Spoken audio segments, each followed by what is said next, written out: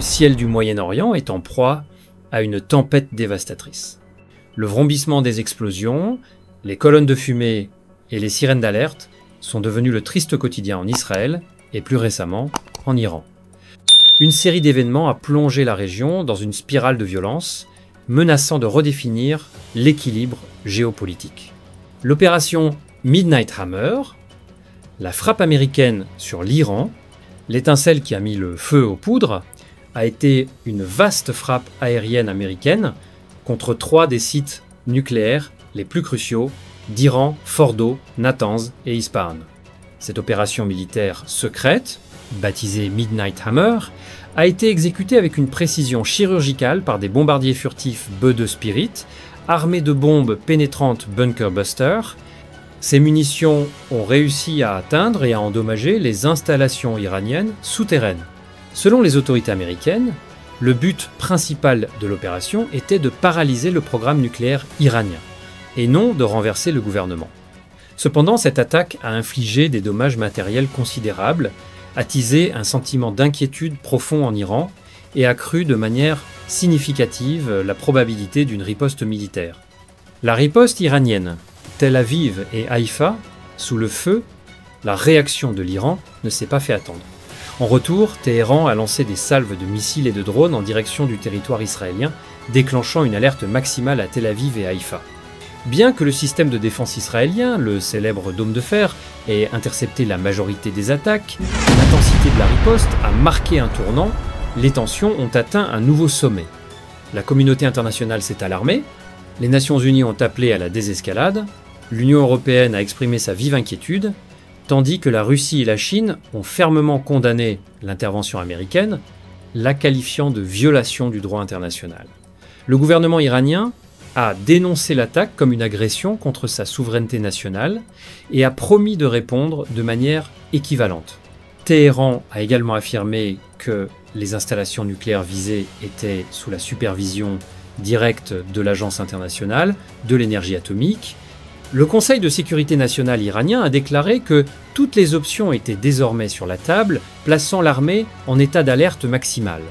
Le guide suprême de la révolution islamique a donné son feu vert à des mesures stratégiques contre les États-Unis et leurs alliés, précisant qu'Israël avait déclenché les hostilités en attaquant les installations nucléaires iraniennes le 13 juin. L'Iran a riposté sans la moindre hésitation, lançant une série d'attaques continues avec des drones et des missiles balistiques. Aujourd'hui, ces missiles font trembler le cœur des villes israéliennes. Tel Aviv, la ville qui ne dormait jamais, est désormais en ruine. Le dôme de fer à l'épreuve, une efficacité remise en question, l'impact de l'attaque iranienne est loin d'être symbolique.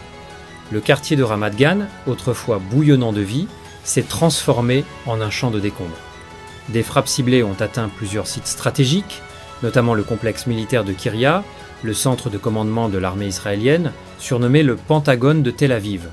Jusqu'à présent, l'armée israélienne se vantait de posséder le système de défense aérienne le plus avancé au monde, le dôme de fer. Mais cette affirmation commence sérieusement à vaciller. La vague de frappes iraniennes remet en question cette supériorité technologique. Les récentes attaques ont démontré que le dôme de fer n'est pas aussi infaillible qu'on le prétendait.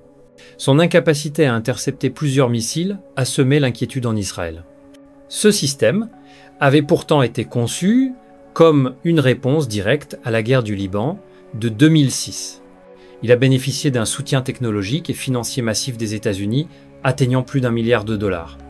Les responsables israéliens évoquaient fièrement un taux d'interception de 90%, un chiffre souvent utilisé comme argument d'autorité dans les cercles diplomatiques et militaires. Cependant, un fait essentiel est souvent passé sous silence. Le dôme de fer a été conçu principalement pour intercepter des roquettes à courte portée. Autrement dit, il est efficace face à des attaques sporadiques menées par de petits groupes, mais il n'est pas adapté pour faire face à des missiles balistiques rapides, surtout lorsqu'ils sont tirés en grand nombre, et simultanément, chaque unité du dôme de fer est composée d'un radar de détection, d'un système informatique chargé de calculer la trajectoire des projectiles et d'un missile intercepteur. Ce dernier n'est lancé que si le système estime que le projectile risque de s'abattre sur une zone stratégique. Sur le papier, le mécanisme semble parfait, mais sur le champ de bataille, la réalité est bien différente.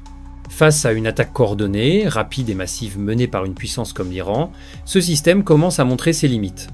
Lorsque des missiles sont lancés en masse à grande vitesse et selon des trajectoires variées, le temps de réaction du dôme de fer devient insuffisant. Certains missiles échappent même complètement à la détection, d'autres réussissent à passer entre les mailles du filet et frappent le territoire israélien avec une force considérable. L'arsenal iranien et la vulnérabilité israélienne. Selon Maher Saloum, analyste à l'Institut de Doha pour les études supérieures, le dôme de fer présente une faiblesse structurelle. Il n'est efficace que contre des projectiles à courte portée. À ses yeux, ce système n'est pas conçu pour contrer des attaques complexes et multiples comme celles que l'Iran vient tout juste de lancer. Maher Saloum affirme que l'Iran a utilisé, lors de son assaut massif, un arsenal varié, missiles de croisière, missiles balistiques, mais aussi missiles hypersoniques, des armes qui dépassent déjà les capacités du dôme de fer. Les résultats sont visibles, plusieurs missiles ont percé les défenses israéliennes et touché des zones stratégiques. Cependant, Saloum précise qu'Israël ne repose pas uniquement sur le dôme de fer. Le pays dispose aussi d'autres systèmes de défense comme l'Arrow 1, l'Arrow 3 et le David Sling. Ces systèmes sont capables de contrer des menaces à des altitudes allant jusqu'à 100 km et sont conçus pour intercepter des projectiles à moyenne portée entre 20 et 70 km. En théorie, Israël dispose donc de 3 couches de défense aérienne. Mais dans la pratique, comme le souligne Saloum, cela n'a pas suffi. Le pays a été submergé pendant près de 3 jours consécutifs. Les frappes iraniennes sont arrivées par vagues successives et, malgré l'ensemble de ces technologies de défense, Israël a eu du mal à y faire face. Dans le même temps, l'Iran a reconnu avoir utilisé des missiles hypersoniques lors de l'attaque, une déclaration qui semble renforcée par ce qui s'est réellement produit sur le terrain. Des dégâts importants ont été observés dans plusieurs zones stratégiques à travers Israël. De nombreux observateurs soupçonnent que l'attaque a été menée à l'aide de missiles ultra rapides, quasiment impossibles à suivre. L'agence de presse iranienne Fars a même affirmé qu'un des types de missiles utilisés était le Khaybar Shekan, un missile balistique guidé officiellement dévoilé en mai dernier. Ce missile serait équipé d'une ogive manœuvrable, capable de déjouer les systèmes d'interception.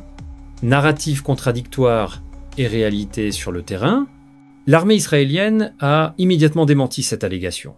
Un haut responsable militaire israélien a déclaré au Times of Israel que les missiles tirés par l'Iran n'étaient en rien exceptionnels. Selon lui, il s'agissait de modèles déjà utilisés lors des précédentes attaques d'avril et d'octobre 2024. Il a affirmé que ces missiles étaient parfaitement interceptables et que le système de défense israélien en avait stoppé la majorité avec succès. Toujours d'après les rapports militaires israéliens, la plupart des plateformes de lancement iraniennes auraient même été détruites. Face à ces récits contradictoires, le monde est désormais confronté à 2 versions de la réalité. La première affirme que les missiles iraniens ont percé les défenses israéliennes et infligé une véritable humiliation. La seconde tente de préserver l'image d'une supériorité technologique israélienne, assurant que tout est sous contrôle, mais sur le terrain, les faits racontent une toute autre histoire.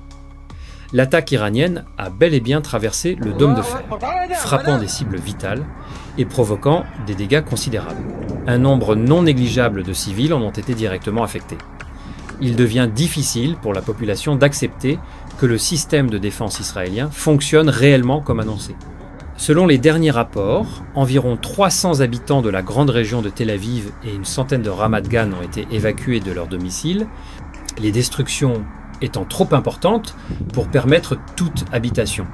Bien que les médias israéliens aient tenté de minimiser la diffusion d'informations sur l'étendue des dégâts, les chiffres des victimes parlent d'eux-mêmes. Au moins 3 Israéliens ont été tués et 70 autres blessés, dont 7 militaires. De l'autre côté, les médias d'État iraniens n'ont pas gardé le silence. Ils affirment que leur défense aérienne a réussi à abattre 3 avions de chasse israéliens F-35. Jusqu'à présent, aucune source indépendante n'a pu confirmer cette information. Mais qu'elle soit vraie ou non, cette version des faits ajoute une pression psychologique considérable à un conflit qui ne cesse de s'intensifier. Peu importe que cette affirmation soit fondée ou non, un fait reste incontestable. L'aéroport Ben Gourion de Tel Aviv a dû être fermé. Haïfa et Tamra touchés, rumeur de fuite de Netanyahou, Le point culminant de cette escalade a eu lieu dans la nuit de samedi, lorsque l'Iran a lancé une nouvelle salve de missiles encore plus massive et destructrice. La ville de Haïfa a été envahie par une fumée épaisse et des flammes émanant de zones sensibles. Mais Haïfa n'a pas été la seule cible. La ville de Tamra, située dans la région arabe du Nord, a elle aussi été touchée. Selon les services d'urgence, 5 personnes ont été blessées à Haïfa, tandis qu'un missile iranien a frappé un immeuble de 2 étages à Tamra, tuant une femme et blessant 13 autres personnes. Une rumeur fracassante a soudainement émergé, Benyamin Netanyahou aurait fui. Un rapport de l'agence Anadolu indique que l'avion présidentiel israélien, baptisé Aile de Sion et habituellement utilisé pour les déplacements diplomatiques, a été repéré dans l'espace aérien d'Athènes, une zone entièrement contrôlée par l'autorité aéronautique grecque. Ce détail a immédiatement alimenté les spéculations autour d'un état d'urgence. Il semble qu'un plan de coopération militaire entre la Grèce et Israël ait été déclenché, autorisant notamment l'atterrissage des appareils militaires israéliens sur des bases grecques en cas de crise. Athènes est perçue comme une zone neutre idéale pour des réunions d'urgence entre hauts responsables israéliens et américains.